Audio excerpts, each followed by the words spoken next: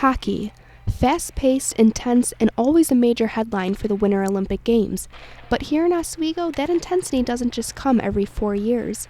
Hockey means home for many people who live in the Oswego area. Seeing the Olympics is just another opportunity to watch a good game, but this time on an international level. Exactly. I guess it's just everybody kind of representing their country, because you get to watch them represent the teams and do it kind of as a career, but this is sort of doing it as something like that they love, and it's like, I don't know, it's just the nationalism that's in it. I think it's so cool. The Olympics hit a little closer to home for Becca Duquette, who is a hockey player on the Oswego Women's Club hockey team. For years, Olympic hockey was dominated by the men's teams, but in 1998, that would all change. And for Becca, that made the Olympics all the more meaningful. I think it's awesome, especially because it just started happening during our lifetime.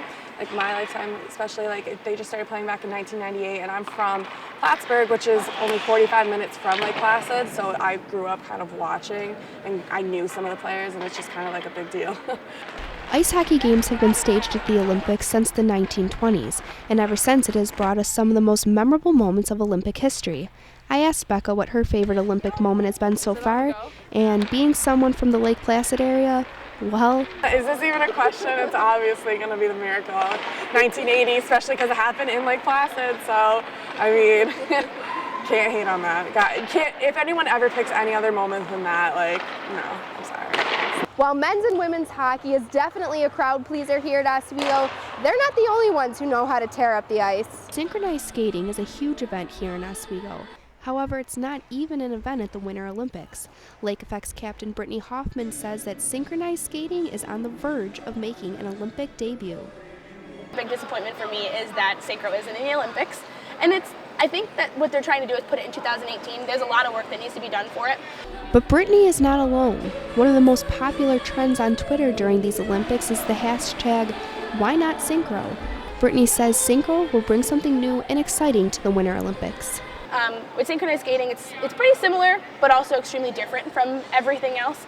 And she's not at all worried about the turnout if it were to be an event in 2018. I think that people will start to get really involved with it because it is it's dangerous looking.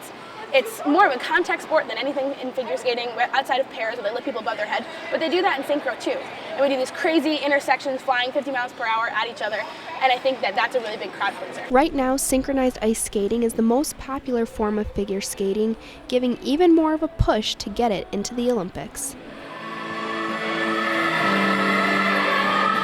Moving off the ice is another fast-paced crowd pleaser at the Olympics, and SUNY Oswego brought a bit of Sochi to the campus with the ski club's annual Rail Jam.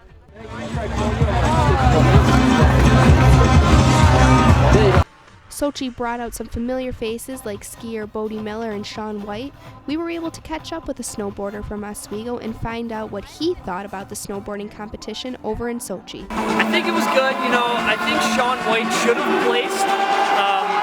He should have at least gotten into second or third because he did throw the only trick that the first place didn't throw. Go USA! Go USA!